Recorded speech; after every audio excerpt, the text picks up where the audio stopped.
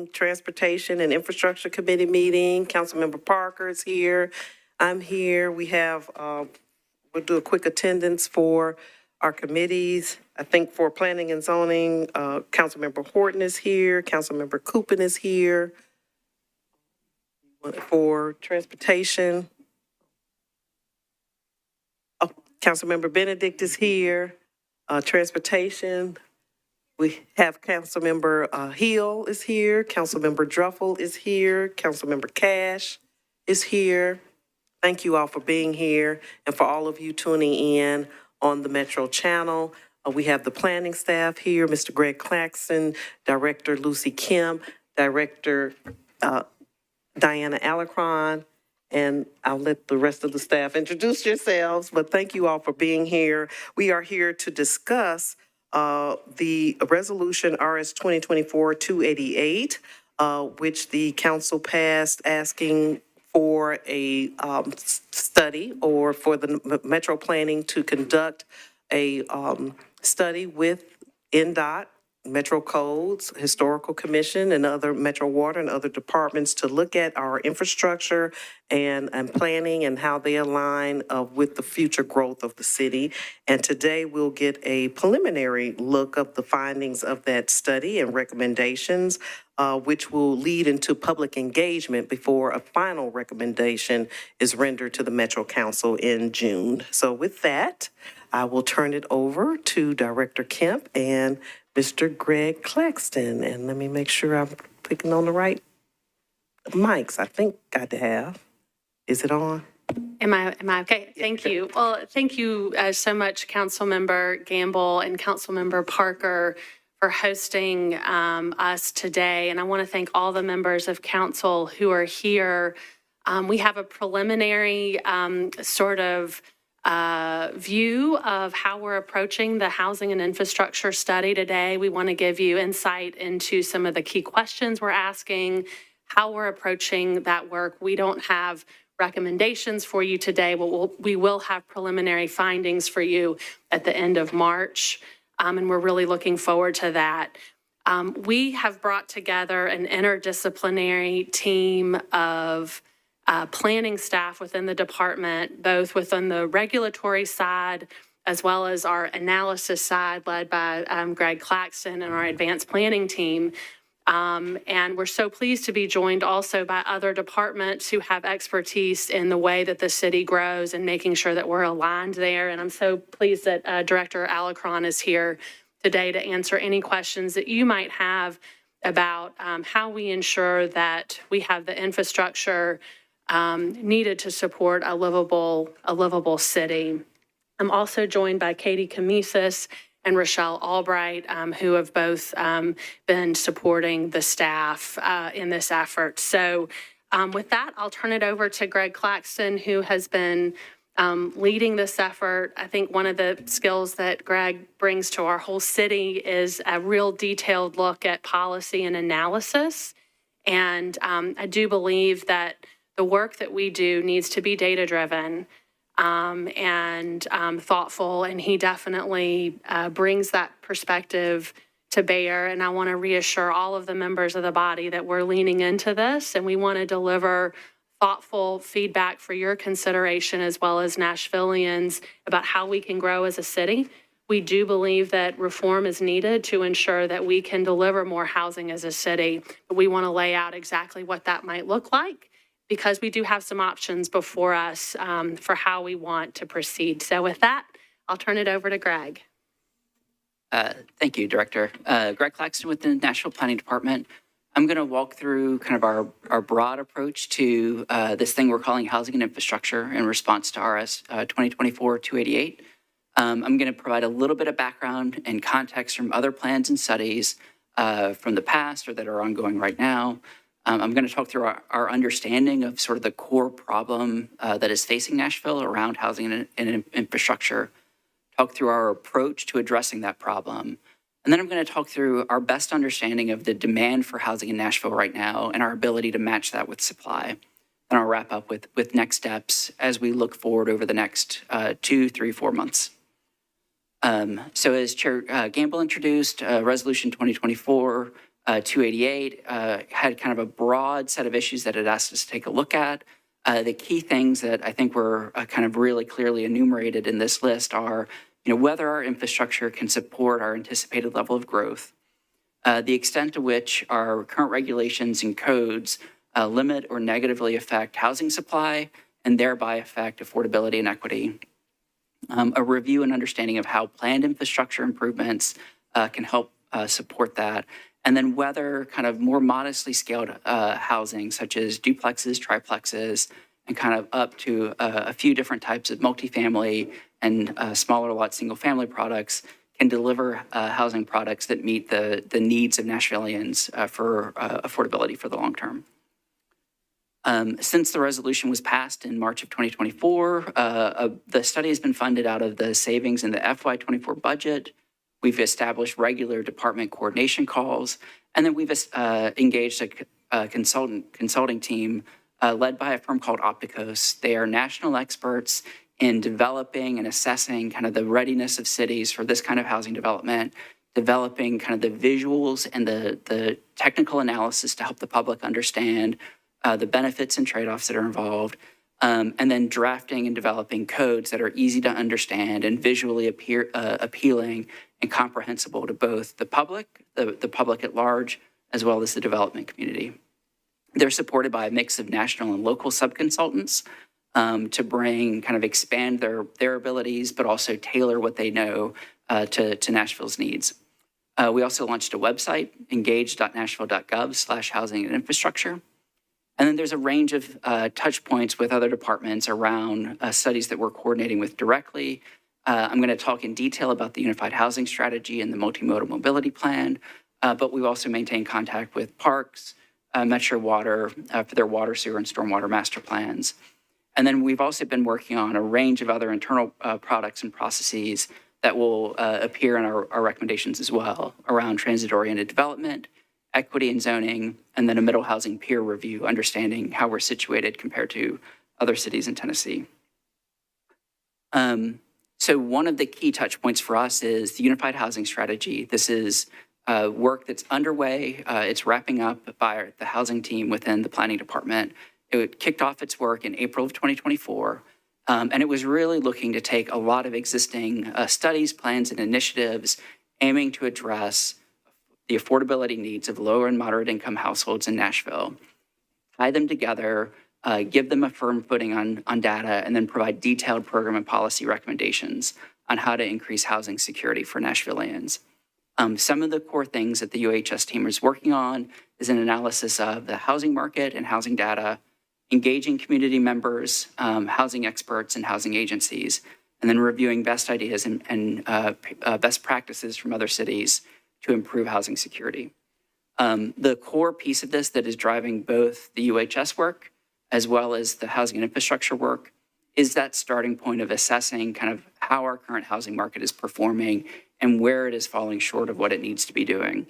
From there, the UHS team sort of focuses on programs and policies to increase housing security for low and moderate income households, preserving existing affordable housing and producing new affordable housing. Whereas we branch off and look just at the role of regulations, infrastructure, and how the market is performing for market rate housing. So there's a little bit of overlap for affordable housing. I'm going to touch on that later on in the presentation. But broadly, we come out of the same sort of sense of the housing market, but go into slightly different directions. UHS, after they launched, went into community engagement last summer, hosting 12 community listening sessions in partnership with a series of community ambassadors, hosting roundtable discussions, interviews. They had a public survey, and then a technical committee that met throughout the process. The UHS team anticipates having a draft ready for release later this spring, which they'll follow with a round of further community engagement and opportunities for feedback. They keep updates at nashville.gov/UHS, where community members can sign up to receive more information as it's available.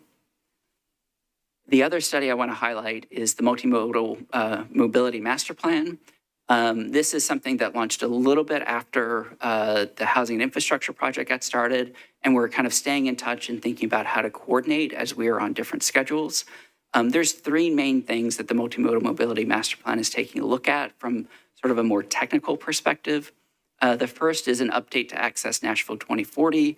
This was a transportation component within Nashville Next, where this process will be taking a look at several existing and recently updated modal plans for different modes, walking, biking, but also think about transit, driving, and how to integrate those, and then how to prioritize investments that NDOT or WEGO may be needing to make the system work a little bit better. In addition, this process will take a look at the Major and Collector Streets Plan, which is a key tool for planning and NDOT to manage the right-of-way. And then we'll be making updates to NDOT street standards from those modal plans to keep all of this integrated. Last, WEGO will be doing an update to the N-Motion Transit Plan, integrating Choose How You Move into their service and operations. So it's kind of taking a lot of things that have been done, that have gone through a lot of community engagement, and sort of weaving them together a little bit more tightly. The last bit of background and context I want to provide, and I'm going to spend a little bit more time on this because it is fundamental to how planning thinks about kind of long-range growth and the future of Nashville, is our general plan, Nashville Next. This is our long-range comprehensive plan to guide growth, development, and preservation. It was first adopted by the Planning Commission in 2015. It is a very long document with a lot of different parts, a vision and strategy, plan elements. All 14 community plans are part of it. And like I mentioned a moment ago, the Major and Collector Street Plan. It was adopted in 2017 to reflect, sort of the first wave of department master plans that followed Nashville Next and sort of took its vision for the future and sort of brought it into each of the different department domains. Nashville Next was the result of a 3-year process that engaged more than 18,000 participants throughout 5 rounds of community engagement, where we tried to sort of talk to people about, this is what we heard from you before, here's what we've got in front of us now, and here's direction that we need to move the project forward. And through that, we kind of kept the county as a whole fairly engaged across a pretty extensive effort. Here's an example of what some of that engagement looked like. The bottom slide is actually a large kind of community conversation that we hosted where people worked in small groups talking through issues directly related to housing and gentrification. On top is an example of a growth mapping exercise that we conducted where, again, people working in small groups laid out kind of where they thought was appropriate for Nashville to add housing, jobs, and people over the next 25 years. We took all of those results, we had like 70 of those maps made, stacked them all on top of one another, and put together this composite image as a step towards thinking about, like broadly, where is there agreement on the nature and the location and the type of housing? And so as we were doing this, we talked with the public as well about kind of how different pieces, how different systems connected through our land use and infrastructure systems work together.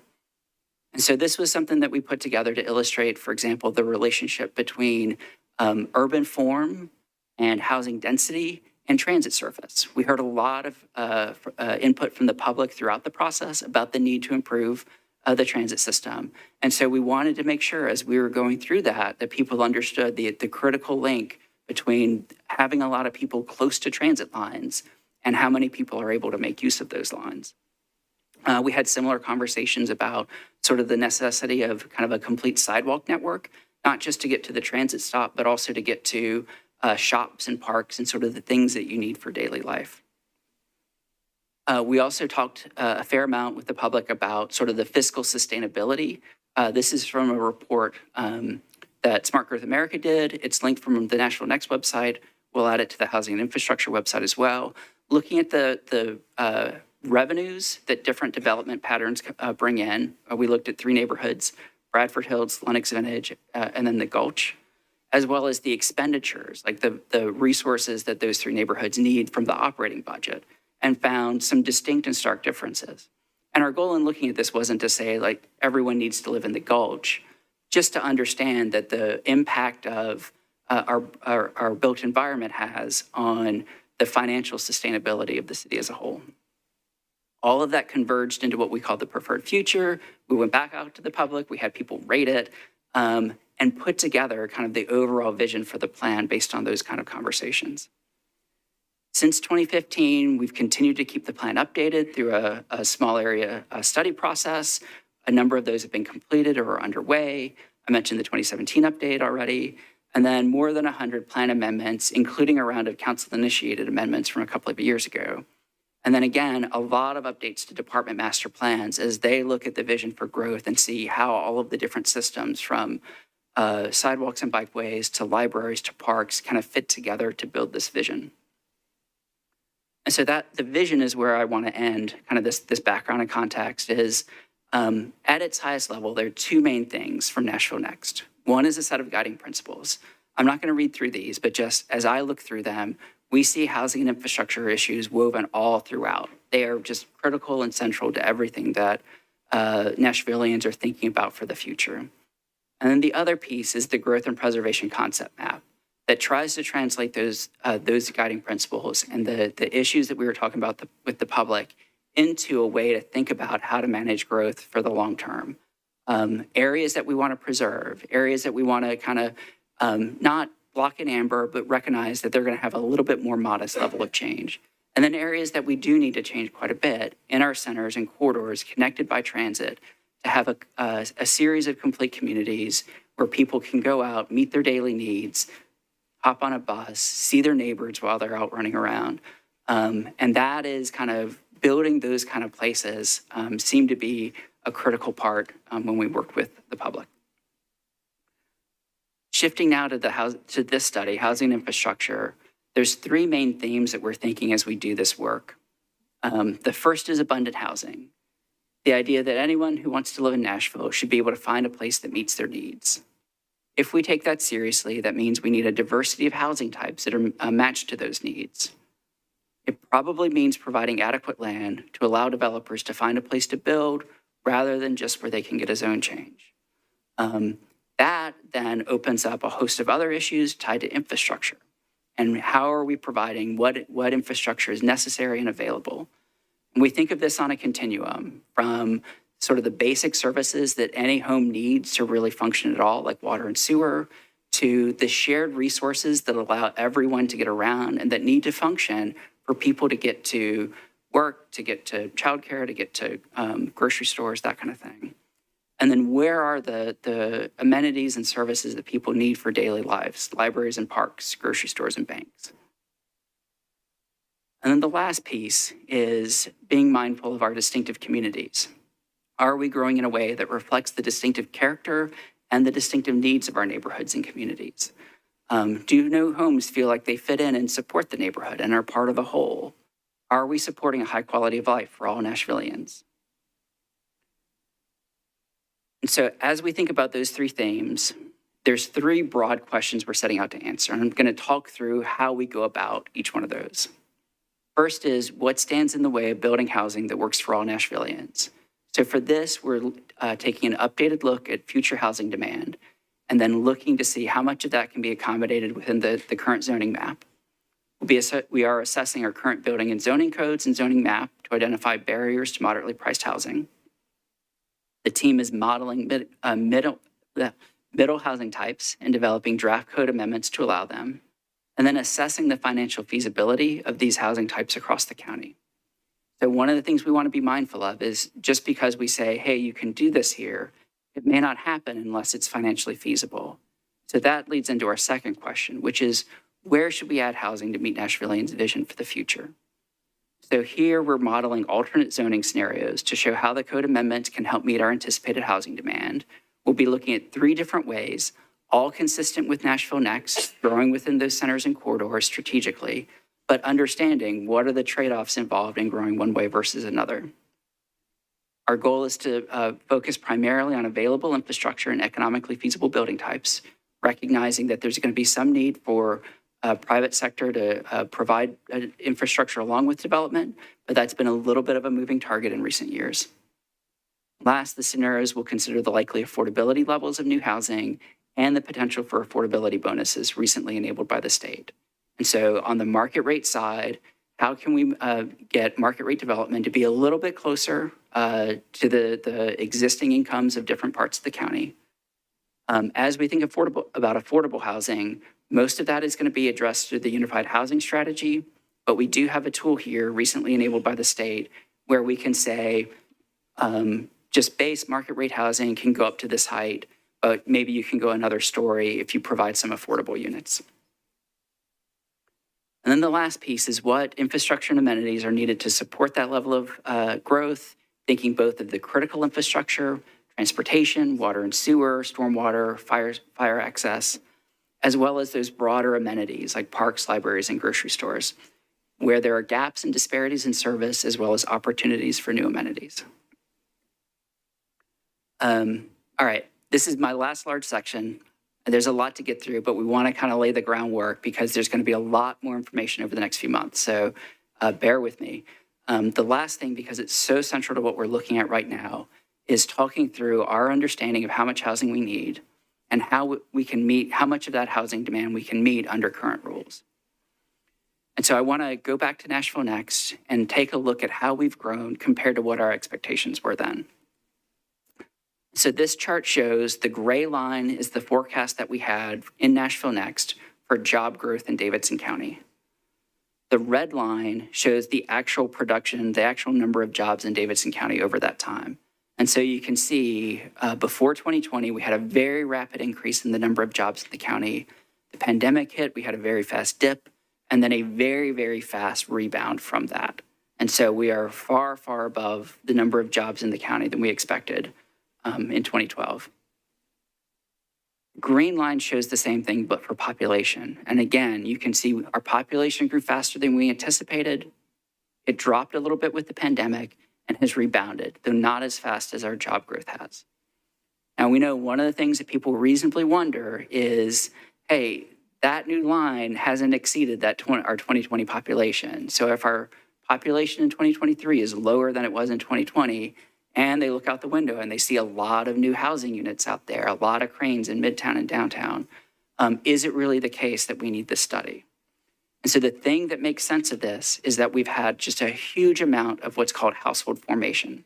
This is people making new households, which is ultimately what uses up a home. Like that's who lives in a home is a whole household.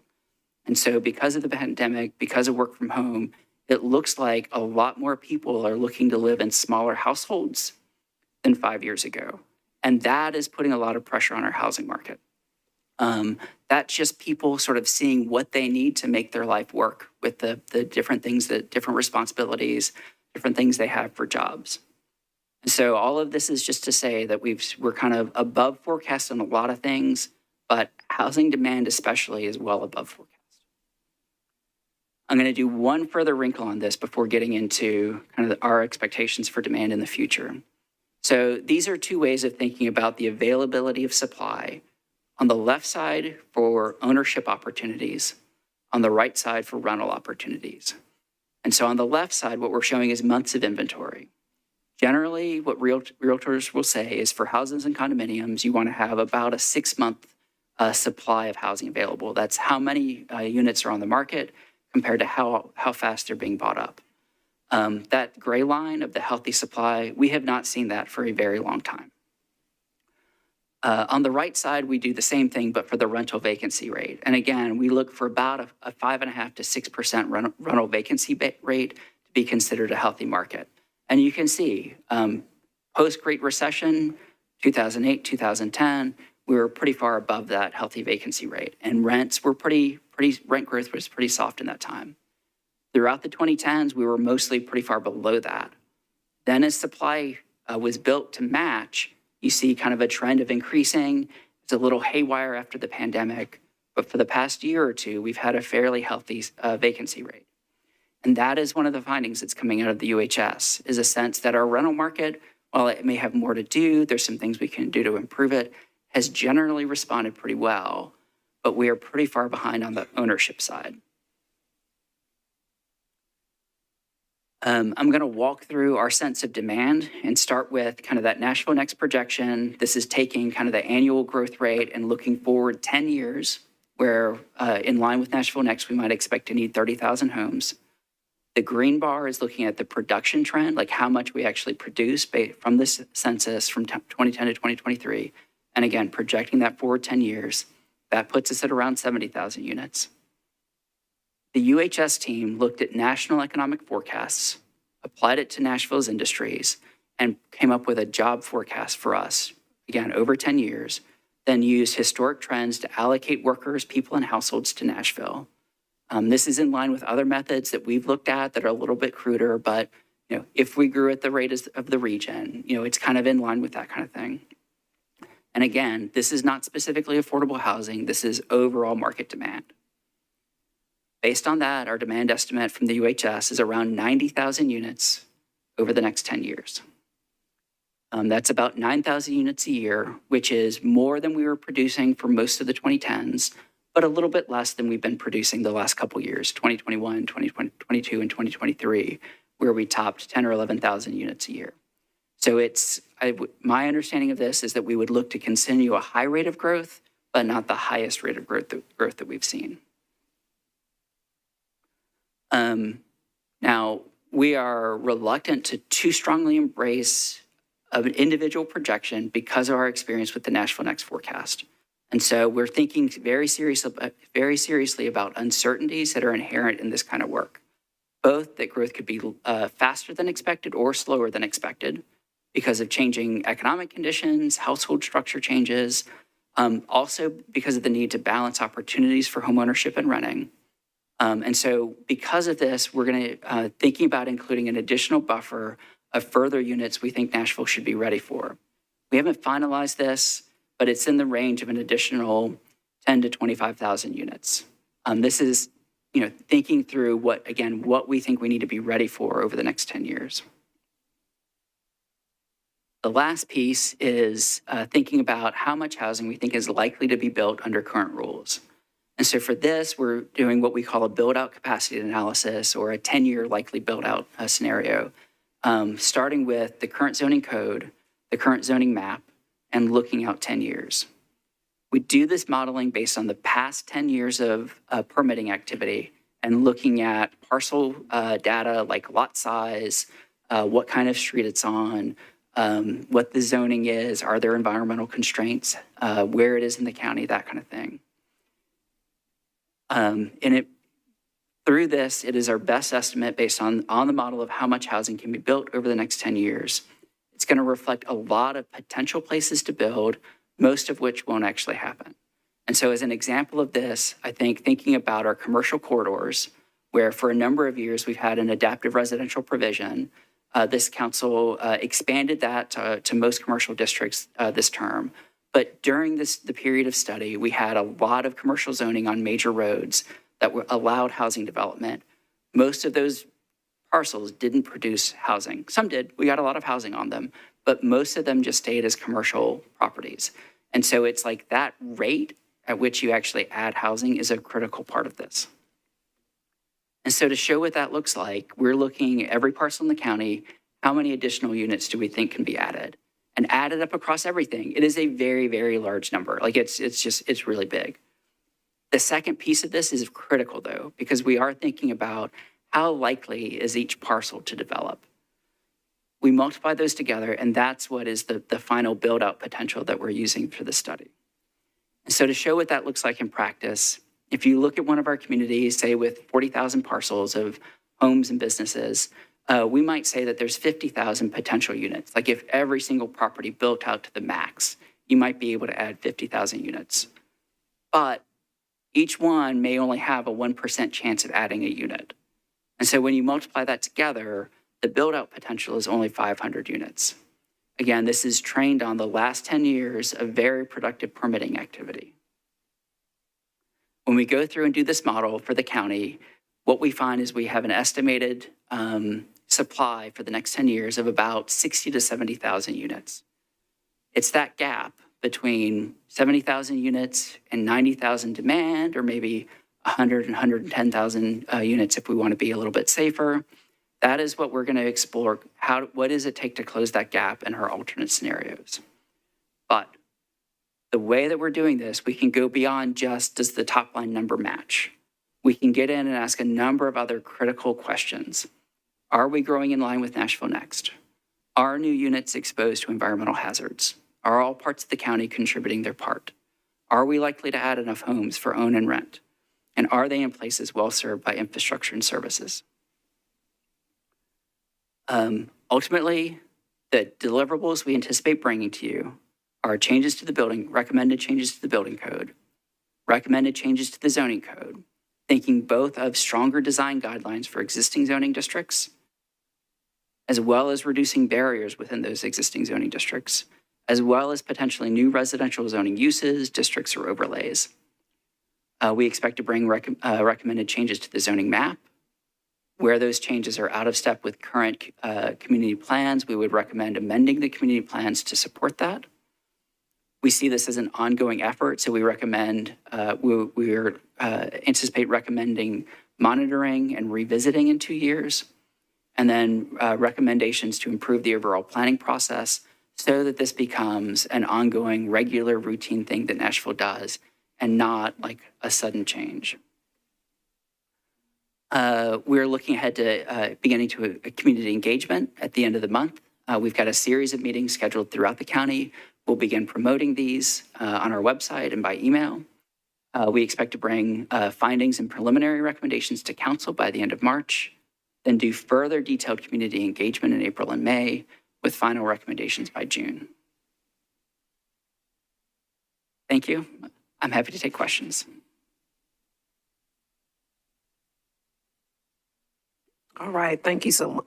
Thank you so much for that very comprehensive report.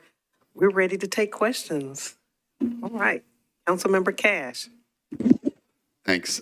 This is very, a lot of great information, and I appreciate it. Got 2 questions, I think. One, I asked before, and I kind of want to dig down in it again. This, like, maybe a year ago, and it was somebody from planning who I'm blocking on who it was. But, like, we have, like, I can, anecdotally, within, like, a half mile of me, I've got at least, like, 10 to 12 houses that have been vacant for decades. I got one that's right there next to Aiken Elementary that has been sitting empty since the early 90s. And others, there's one on West End near me that is like next to where Tin Angel was, which is also empty. And it's been empty since the early 90s. A property fronting West End has been empty. So, and I asked this before and I kind of got an answer that was like, well, we can't force them to do it. So I want to dig down a little bit. And like, we have a lot of, and I know also at some point I got some planning data that said in my district, and I don't know if this is high or close to normal or what, that like there were 15% of properties were vacant. 15% of residential properties were vacant. I know some of that's going to be like time it takes to turn over, but some of it I believe, because I don't think it's just that half mile near me that I'm talking about, but there it's true kind of anywhere throughout my district. Like what can we, like it seems like sustainability wise, and not that this solves everything, but it seems like sustainability wise, it makes sense to try to get those properties in existence used. And I know it means, you know, work but the frame is there. And so I guess I'm wondering if there's anything in between. We can't do anything because we can't force them to do it. And I guess there are other solutions, you know, like we can get people on the phone calling people like we get for other projects. That's one of my questions. It just seems like that should be, it seems like somewhere in the numbers, not that it's enough, but somewhere in the numbers, there are properties that are sitting vacant long-term, and that's where some of this housing is. So I don't know that we have a clear direction on that beyond kind of the prior discussion. Certainly, I think one element of that is when that becomes a codes issue. I think there's a property similar to that down the street from me where there's often sort of code complaints and issues going on with it. I think I think it's something we can discuss with Bill Herbert and see if he's got some thoughts and guidance on how to address sort of known problem properties or known vacancy issues. But I think it's probably more in the way of encouragement rather than something that is a lot stronger than that, absent some other kind of incentive. Thanks. That makes sense. Also, when you're the numbers that you were giving us, the like 60, 70,000, 90,000 demand, like is there is that kind of disaggregated the demand based on like single family / ownership versus rental / multifamily? Like, is there? So it's one aggregate number over a 10-year period. The little bit of refinement we've gotten in there is that the UHS expects that we, could probably look to produce, or we should probably be thinking about producing around 50 to 55% of those as for sale opportunities. Now, that's not something we can require through the zoning code. The way that we're thinking about that is kind of different development intensities. How often are they, like today, how often are they owned or rented? And so single family properties and townhomes have kind of a relatively high ownership rate. Multifamily has a lower ownership rate, not zero, but as we model it out and get kind of the parcel level findings, that's what we're looking to see is kind of aggregating those percentages and see how it adds up over time. So is it like just is the demand or difficulty in filling that demand about the same for both types or greater for one than the other? Yeah, that's a great question. So we're still conducting this analysis right now. Generally, I think my sense is that it is going to be easier for us to accommodate the rental housing because the density scales a little bit easier. The ownership, I think, will be a little bit tougher because it connects so much more to lower density housing types, even at the level of going from sort of a modestly sized apartment building to townhomes has a pretty big step down. And so I think that's something we're thinking very, very carefully about is what does it look like to sort of scale up ownership production? Thank you. Thank you. I saw Councilmember Druffel and then Councilmember Ellis. Druffel, there you go. Thanks, Chair. Question, I see these numbers that there's 40 to 50,000 units being built or developed right now. How does that contribute or play into the total numbers you gave us? So that is kind of production that's going on right now. I think that is, some of that may help to meet this demand, but I think what we're anticipating is this demand goes beyond that. So you kind of think of it as an ongoing process. Even if we start a permit at the end of our time period, it's the 90,000th unit in 2035. Like that's going to come on a couple years later. The growth will kind of keep going. So it's kind of always a moving window. So is that 40 to 50,000 part of the 80,000 you need, or so you just need another 30,000? I'm just trying to get to see where that plays.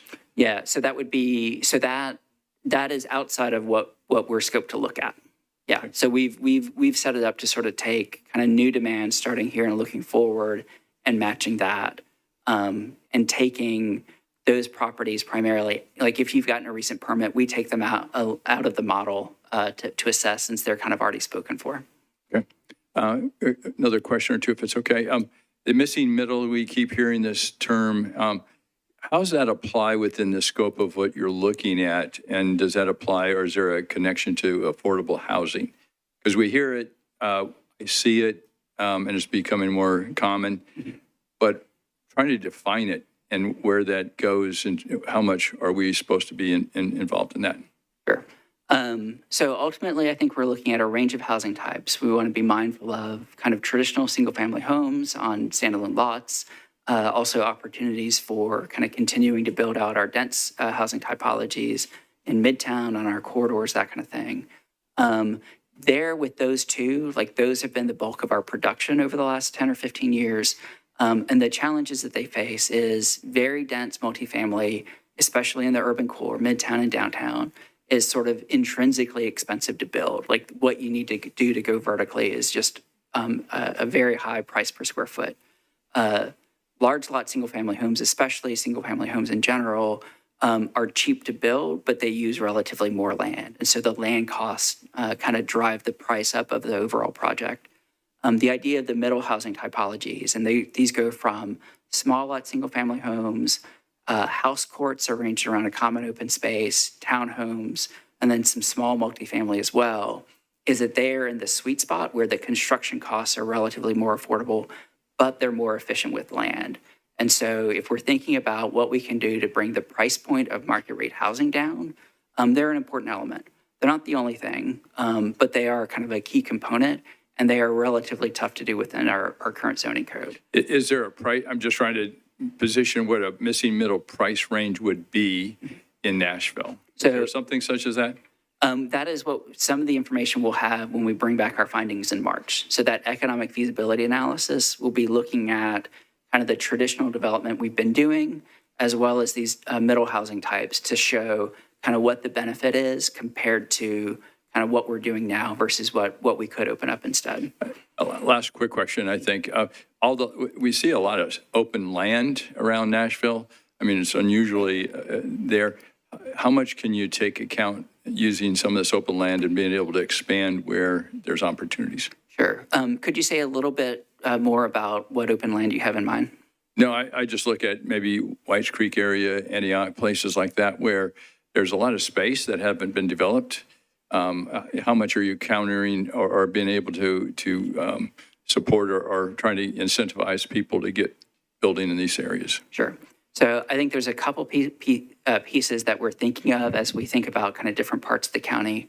One is what's needed from an infrastructure perspective. And so where we don't have the infrastructure today, but we need to add it or expand it, that will also drive up the cost of housing. So again, that kind of traditional single-family subdivision at the edge of the county, if we're putting in new infrastructure, if we're putting in new roads, that's going to kind of be incorporated into the cost of the housing there.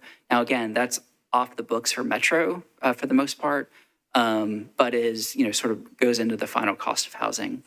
Also, in some of these places, they're a little bit more expensive and difficult to serve, especially kind of the Whites Creek where it starts getting hilly on the way up to Jolton. That's something that I think the broad guidance we got from the community was an interest in preserving those open spaces. But obviously, as we kind of go through this, we test things out.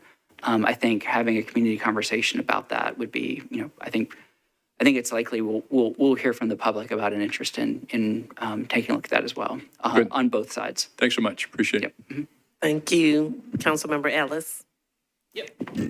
Thank you, Madam Chair.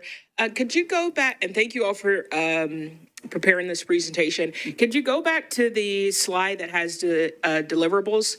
And I'm also assuming that this deck is available on the link for the website? This is a modification of something that's on there now, but we'll be putting it up as well. Okay, cool. So if you can expand on the recommended changes for building code, like what will that look like? So there's a couple of things that a lot of cities are taking a look at right now. One is how high buildings can go with a single stair access as compared to two or more stair access. That's something that has implications for sort of the design of units as well as the ability to sort of put small multifamily on small parcels. The other thing we're taking a look at is the line between the residential code and the commercial code. Right now, if you have 3 units, you tip over from one to the other. The commercial code is a lot more expensive to construct. A lot of cities have looked at sort of moving that from a threshold at 3 units to a threshold that kicks in after 4 units. Got it. And I think it was the bill that we had passed earlier in council where it was applicable to the one stairwell within an interior apartment unit. Are you all basing these recommended changes on that? That is something that was something that was enabled by state law. Okay. We're looking at both that original bill as well as what has recently been enabled by the state. I should also add, this is something that we are doing in conjunction with the fire department and the codes department to make sure that any changes we consider or that we might recommend keep safety as a top priority, and then look at what flexibility we can add in to the building code while maintaining safety. Got it. And in April and May, when you expand out to the communities, we are a lively, colorful bunch south of the airport. So you are more than welcome to come out there and share some of these updates with us. And so when it comes to the recommended zoning changes for the zoning map, or recommended changes to the zoning map, what will that look like? So that is what we're assessing right now. And And so the reason that we are taking a look at these alternate zoning scenarios is just to get a sense of, like, we don't want to go in with a preconceived notion of it's got to be this way. Broadly speaking, we're looking to align with Nashville Next. That's something that we heard very strongly from the community. It's something we hear whenever we go out and talk to people. So we're not looking to sort of veer away from that, but you can put more emphasis on the centers. You can put more emphasis on sort of the length of the corridors. We want to understand like what would it actually take to meet this demand. And then as we learn from that, as we talk to the community and sort of hear what they think of kind of some of the, if there are trade-offs we need to talk about, we would develop kind of recommendations for the zoning map based on that.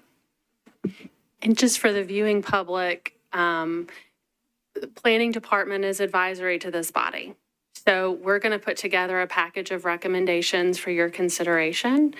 And as Greg mentioned, they'll include changes to the code itself. Those would be citywide in terms of how they're applied, because they're different districts in different areas. But the map changes are something, we would need to work with those members and the body to understand if there's an openness to that. But we want to bring to you what we think the need is and how we're addressing the need through the recommended changes. And then obviously you'll have a voice and direction, and there will be multiple ways to get to how to address the need that we've identified. And you may challenge us also, of course, on the assumptions that we're making.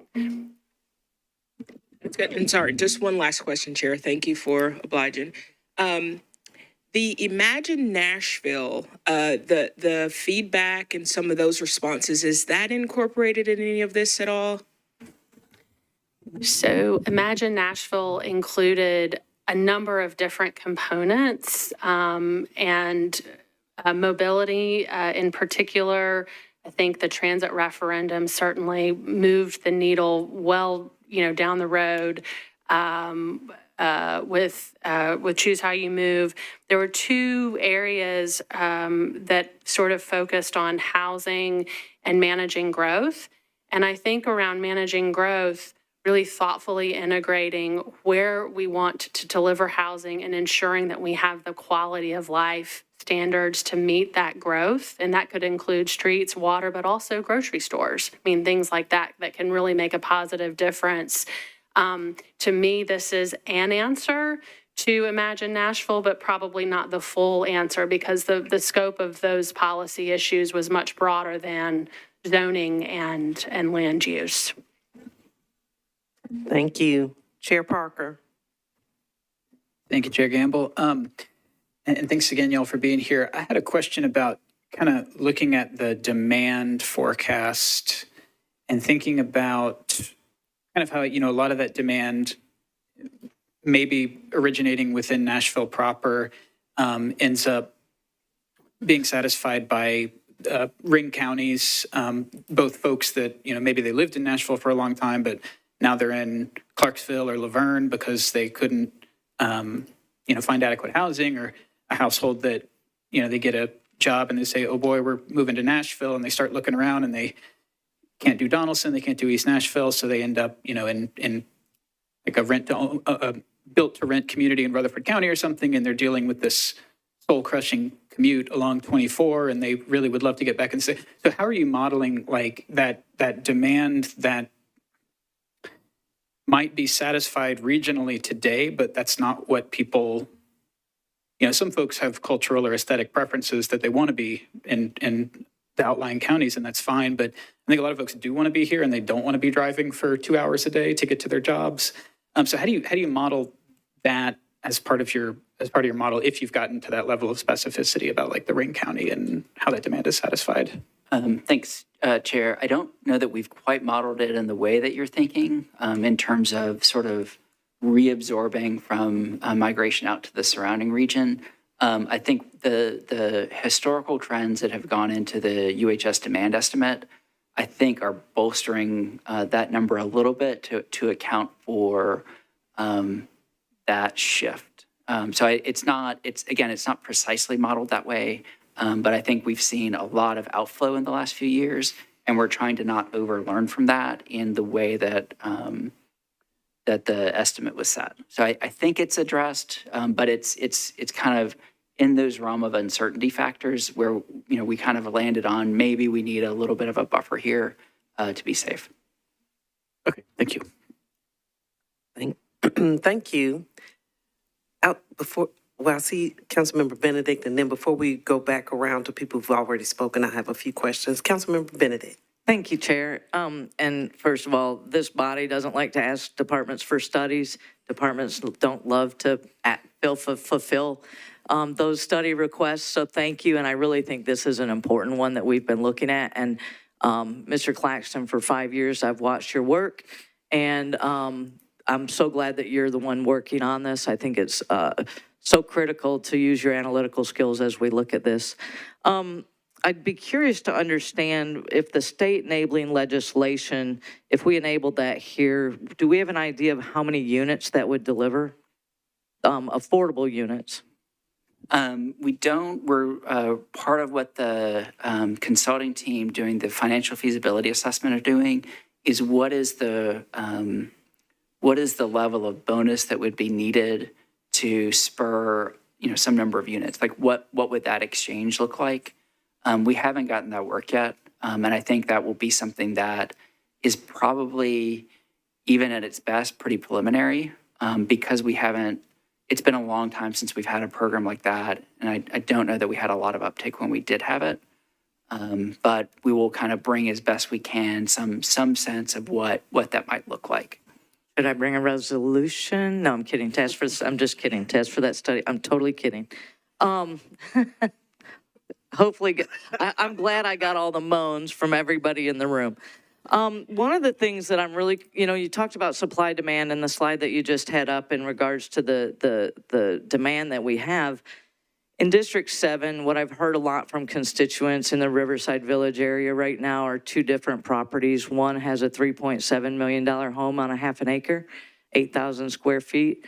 The other one is a half an acre, and there's a proposal to put 6 homes on that. And so I want to call out those stark contrasts because as we look at, you know, I just want to understand that, you know, my neighbors are, my community is being heard, and that also we're moving towards something that hopefully is not $3.7 million steps away from 10 to 12 local businesses. So I guess when you talk about those neighborhood centers and plan amendments, are those kind of the areas around the city? That's a microcosm. That's, you know, 10 to 12 small businesses. I know council members have much more significant commercial areas. How are those being looked at? And then I just have one more question after that. So I think our primary focus right now is thinking about the major corridors that were reflected in Choose How You Move and align with Nashville Next with larger centers around there. I think we are thinking also in terms of how we're kind of setting this up for ongoing work through other small area plan updates, other community plan updates, so that, you know, if this, you know, is sort of successful and seems workable, it becomes a more solid foundation for other work that get to kind of smaller centers in parts of the county. Thank you for that. And my last question, Chair, if I may, is strange bedfellows, but the Beacon Center put out a report at the time. Certainly not an organization that I'm close with, but I did find this very interesting, in fact, data-based. And it says the general consensus among transportation planners that a city needs approximately 15 dwelling units per acre to support BRT. So when we look at, I'm certainly glad to share that link with you if you'd like it. When we look at, you know, they called out Murfreesboro, Bell, Gallatin, Nolensville, Dickerson, and West End. And that dwelling, I would certainly love for you to look at it from that eye as well. So I'll share that link with you. And that's all I have. Thank you, chairs. Thank you. Councilmember Horton, you're recognized. Thank you, Chair, and thank you to planning for being here today and putting together this really very interesting and very clear presentation. One of the questions that surrounded housing discussions generally is the fiscal capacity of the city to provide infrastructure that can we afford to add additional housing density. It seemed like from this presentation, we might already have a study that's informative to that point on the fiscal impact of different development patterns. I was wondering if you could go back and walk us through exactly what that showed. Sure. So this was something that came up during Nashville Next. The Smart Growth America reached out because they were looking at a few different cities to understand that relationship and selected Nashville as a case study.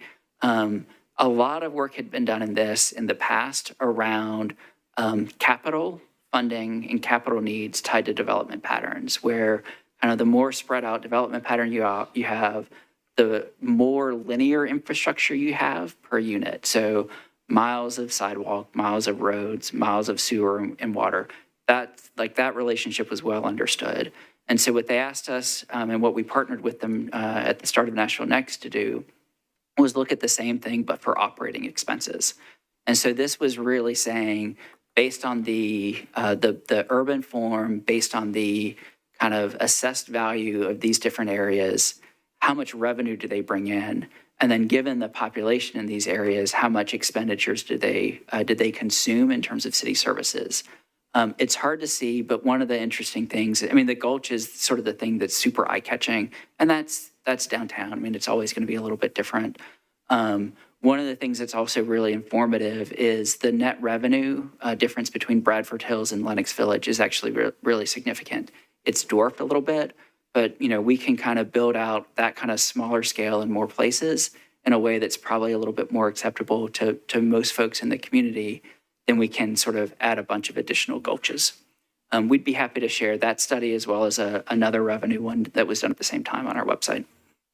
Councilman, I'm really glad that you asked this question, because one of the most interesting things about planning in this county is the different sort of types of spaces that we have, from the rural areas in Northwest to suburban and more urban areas. There are some parts of the county that, as the crow flies, may be pretty close to transit and maybe close to downtown, for example, but lack very connected networks that would support the type of dense housing that might be appropriate. We want to elevate these areas because I think both the process for how we consider those between planning and NDOT, and then the financing of how that work happens is not working well today. Quite frankly, it's not all over the county, but it's in a few specific areas that I think might be policied for growth, but where we need to put a little more intention in making that happen. And I think the very question that you're asking about how much can the public put forward is important, given how litigious the environment is right now around expectations in the development community. And so there's some things here that we can't quantify yet, but we know from sort of engagement with lawsuits and other spaces that Metro is under an increasing amount of pressure to deliver certain infrastructure ourselves, as opposed to relying on the private sector. And so being clear-eyed about that will be important here. Thank you for that. And just one other quick question on the different tools that are available to this body to get a rein on rising housing costs. I think one of them really important is these missing housing typologies that we can start to address through things like building code reform. I guess underlying some of the assumptions we have about mismatched supply and demand here is whether building more housing, whether increasing supply relative to demand is an effective tool to lower costs. I think anecdotally on the ground, it's understandable. Some people might see, we built 3 new homes here and none of these are affordable.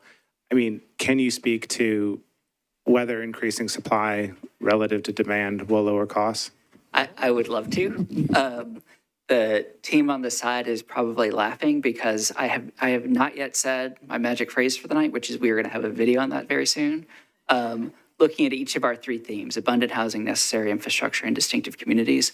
The housing piece in particular, I think, is really important for people to understand sort of how the market works. Again, it is a very lengthy video, but we want to try to sort of paint the picture for how it works, which is, it's true, like a lot of new development comes in, new construction, unless it's subsidized, comes in at the top of the market. And folks say, well, our affordable housing need is down here, but we're building up here.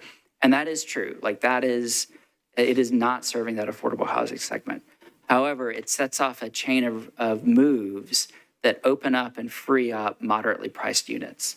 The technical term for it is filtering, where, kind of older units, because they're older, because they're a little bit dated, because they're lived in, get a little bit more affordable year by year by year. That has broken in Nashville over the past 10 or 15 years. Older units are increasingly becoming slightly more expensive year by year by year. And it's because we haven't quite met the demand for new construction that we think is out there. And so it's a little bit tough to wrap your head around because it's an indirect thing. It's like it's a bunch of people making a lot of separate decisions. But it is very well established that across the housing market, if your supply is lagging your demand, which is common, demand can move fast. If your supply lags your demand, you will see prices go up. Thank you. Councilmember Nash. Thank you, Madam Chairman. Could we go back to the slide on Lenox Village and Bradford Hills? I want to make sure I completely understand what that graph is representing. The blue, red, yellow, that's representing revenues? That's right. And what are those revenues from? Property taxes.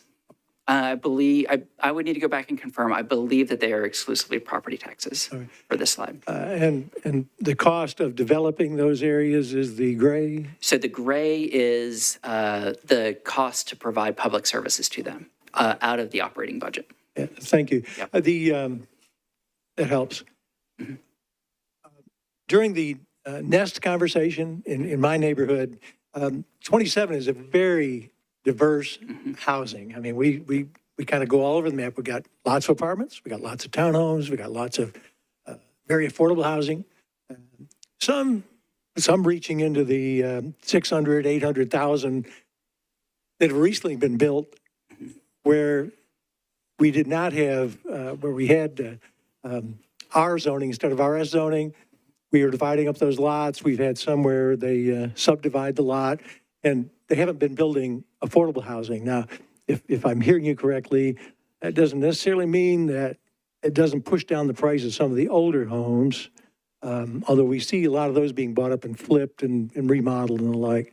I guess all that to say, there was a lot of pushback in my neighborhood about we're going to all of a sudden paint this whole district with the same brush.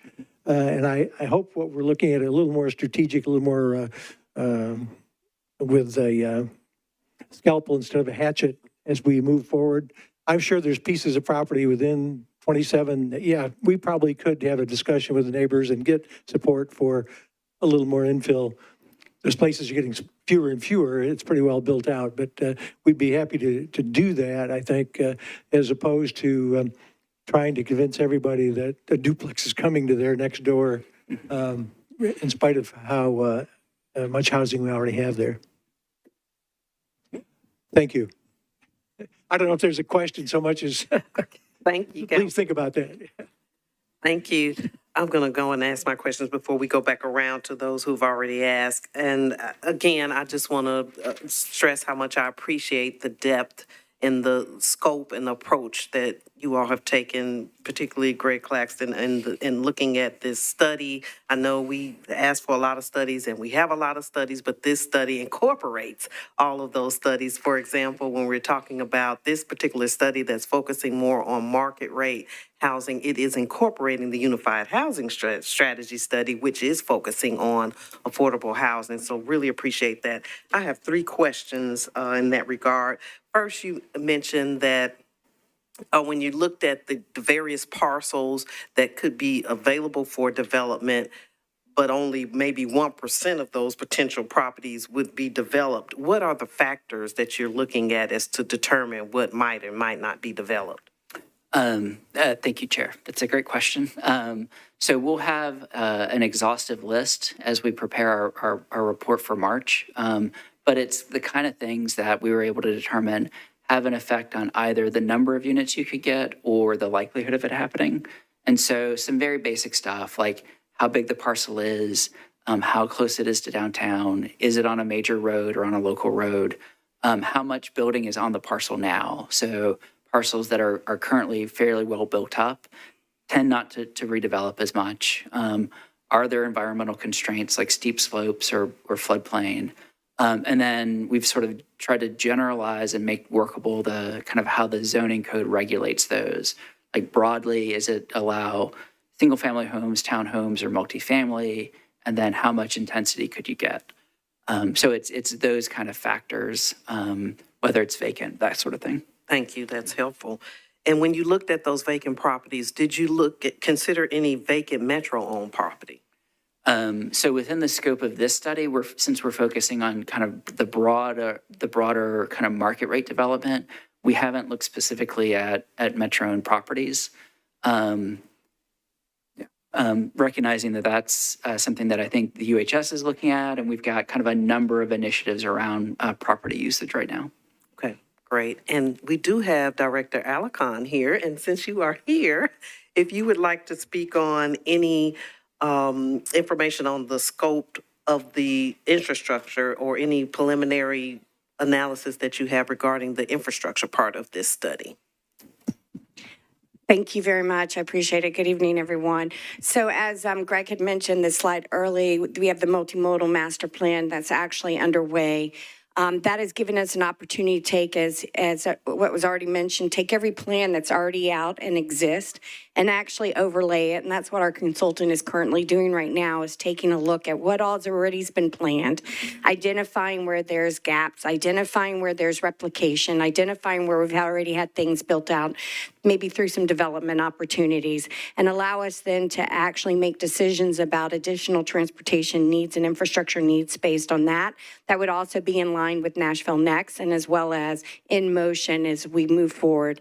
And also we're adding CHIME now to it, which is Choose How You Move. Forgive me, I'm getting used to using the acronym, but we'll now actually put CHIME into it so that we can make sure that we're making we have the connectivity throughout the entire county, and we're not just building sidewalks, our bikeways, or even roads that go to nowhere, that they're actually connecting and they're providing that positive smart growth.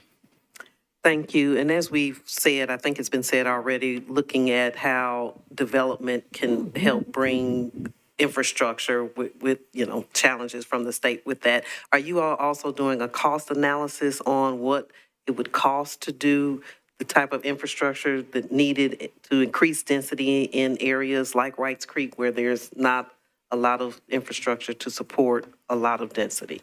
So while Greg is chewing on the larger question, we're going to bring forward a couple of examples to council where we have constructed new streets and look at the cost sharing between the private sector and the public for everything from the right-of-way acquisition to creating that complete street. That'll give you a picture in one area of town that is policied for growth, but that does not have a strong street network, so we can apply that more generally to other parts of the town that may have similar characteristics. I don't know if, oh, okay. You look like you were marinating, so I wanted to jump in there. Okay.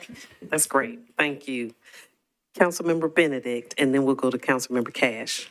Thank you. I was wondering if you could keep up I know I appreciate the website there, but the community engagement dates. I think one thing that the planning department does well is that community engagement. Can you speak to me a little bit more about the detailed community engagement in April and May? Kind of walk me through the approach with the community meetings. I want to make sure we get as many as possible. I see Madison and Sunny West will be great for the district I represent. Sure. One of the things that we're expecting, I've kind of mentioned a little bit already, is there is a lot of work that is going into this. And we know that is going to be a little bit overwhelming. And so we're trying to think about how to make it as manageable and accessible to the public as we can.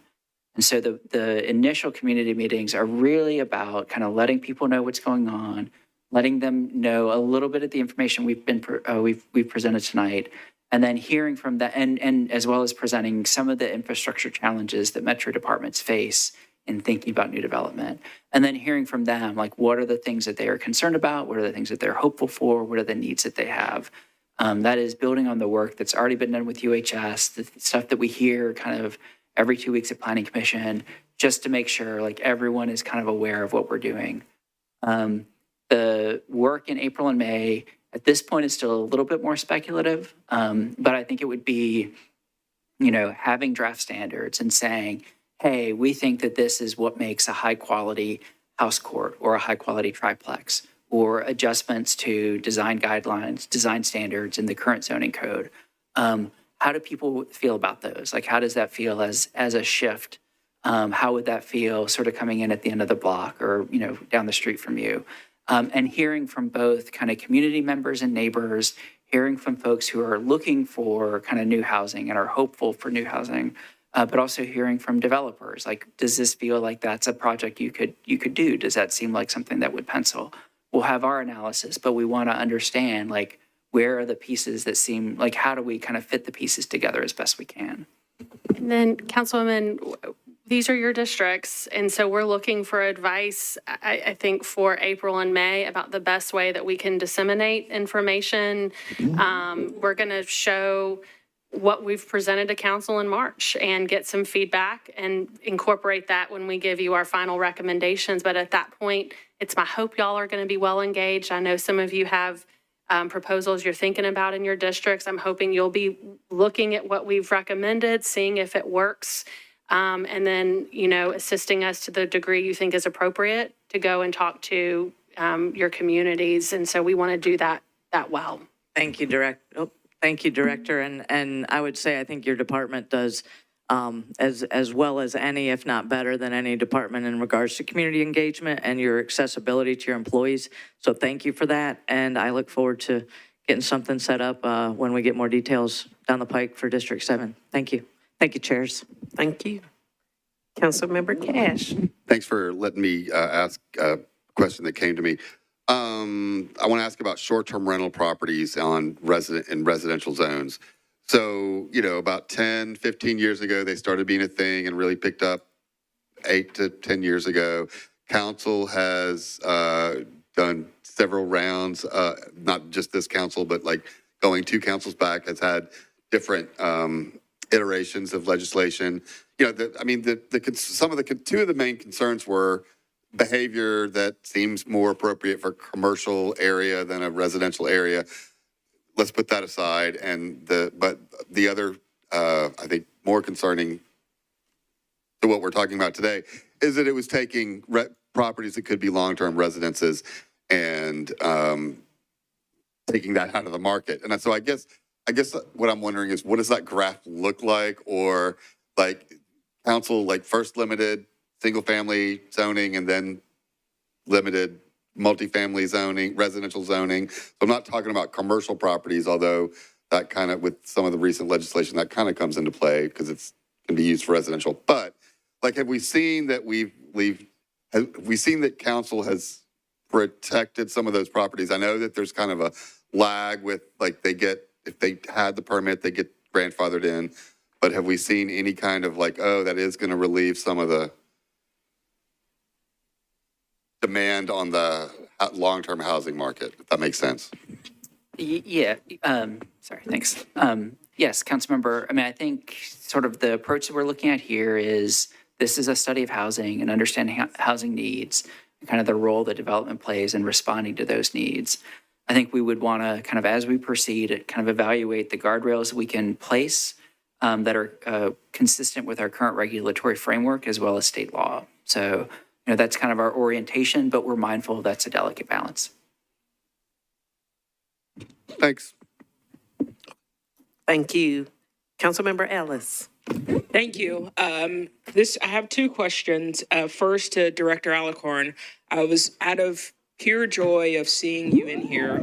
I blurred my understanding of what you were saying with the consultant that you all have hired to sort of be able to overlap. Could you repeat that?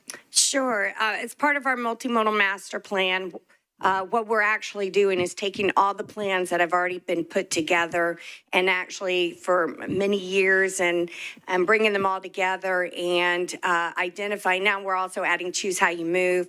So, and then from that, we're identifying where we have gaps. So in other words, where things are not connecting, we'll have the opportunity to actually identify with them.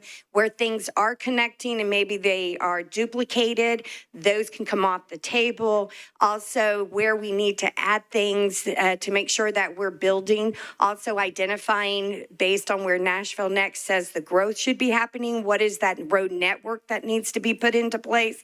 So we're taking a look and adding that as well. So we'll have this comprehensive interactive map that is going to really provide us some really good direction and information based on what our community has said. And we'll have an opportunity to share that with the community and see what else they want to include. So this will give us a chance to really identify everything throughout Davidson County and how that works, not just with Nashville Next, but also WeGo's In Motion, to make sure that we're connecting everything and we're making sure it all is working very well and providing all those safe modes for people to make those choices to move in. Perfect. Thank you. You're very welcome. And just to B to that question, Matt, Mr. Wilkinson, and Hannah, would I be able to use some of that information that Director Alicorn will have to be able to present developers that are going to be looking to do some growth in my community as like an option to add like some of the needs that get identified, saying if you could perhaps provide this, you would have a higher level of support if that's above board? I mean, I think that would have to be a development by development basis. Is it an SP? Are they trying to do something under like a base zoning like RM20 or MUL? And then it would have to be juxtaposed with a multimodal transportation analysis to make sure that it's warranted.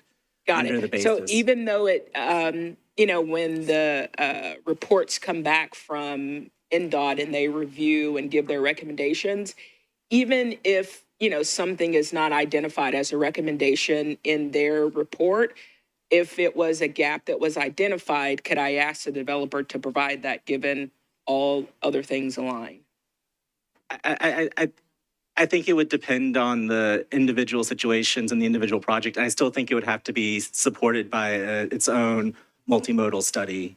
Okay. I guess what site specifically. To state it another way, I guess what I'm trying to do is make sure we stay away from the, asking or requiring them to do the sidewalks, but then also giving, some benefit to the community as a whole that are not directly, within 300 feet of the area. I think it still just falls back on the multimodal transportation analysis to make sure that when you're looking at requiring those infrastructural improvements, that they meet a nexus to the project and they're proportional to the project, because there might be something in those studies that exceeds the cost or the scope of what that development would be. And so that's why you'd have to look at it on an individual basis based on project by project. Okay, cool. Well, that still gives me hope, so that's good. And so the next thing, Mr. Claxton, if you could go back to the slide where you had the healthy growth, where you had the homeowners versus the rental. Yes. And so that rental vacancy, does that include, so how would I identify a long-term rental unit in my district? Like which, or the district that I represent, which category would that fall under? So this data specifically, I believe we pulled from CoStar, which monitors kind of market activity among apartment buildings, generally with more than 50 units. So they try to sort of keep an eye. I mean, a lot of these apartments list their vacancies through services that CoStar is affiliated with. So that is primarily what that's measuring. There's a lot of smaller units, sort of locally owned, kind of small buildings, single family homes where we don't get as much insight into. This, I think, is tracking from CoStar. That answer your question, Councilmember Elmore? Thank you. All right. Any more questions? Councilmember Nash? It should be on. Oh, there you go. Cash, not cash. Nash, I'm sorry. Nash, I thought I said Nash. Your initial community meetings, we got a date? Do we have a time yet? Do we have a time? Excuse me. We do have times that we have confirmed for these locations, and we do have times. And we will be promoting these, I believe, starting this week. So we'll be getting the word out to the community via our social media, put on the website in other ways with the times for these events. They are different depending on, a couple of them are a little earlier, a little later, depending on the venue. Thank you. Any further questions or comments? All right, if we could go back to the slide that shows the link where the public and anyone else can find this presentation, once it's uploaded, and any other studies and information, it is on the screen, engage.nashville.gov, housing and infrastructure. Do you all have anything else you want to add before we close out, Mr. Claxton or Director Kemp? Thank you so much for having us. I just want to thank all of you for your service to the city and helping us to make good decisions about how to manage growth. I'm really grateful for your time today and also to both of you chairs. Thank you. And before I adjourn, I want to remind everyone that the CIB priority list are due tomorrow by end of day, and no late submissions will be accepted. The planning staff and the council staff, and they need this information so they can assemble it all and get it to the departments and get it to the administration. So tomorrow, end of day, is the deadline. So please get your submissions in. If you have any questions or any problems with the list, reach out to Mr. Wilkerson, Matthew Wilkerson, by email. He'd be happy to answer any questions that you have. And with that, we are adjourned. Thank you.